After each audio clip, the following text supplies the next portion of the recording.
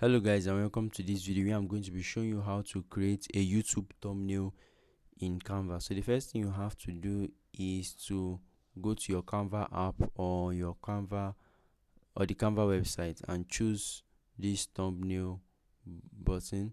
So once you've clicked on it, it should bring you to a page similar to this where you have a blank template or canvas, and then by the side you have templates that have been used. So if you are looking for a particular type of thumbnail, let's say comparison thumbnail, you can use this, or you can just search for comparison in the search bar here, or sports, or maybe gym, podcast, or animation. Just search for them here to streamline your options. So let's say I want something on let me say a vlog. So all that they have to do is to type it, and then it would bring me list of all the um, vlog templates, and I can select any one of them and edit. Good. So let's say this is what I want to edit.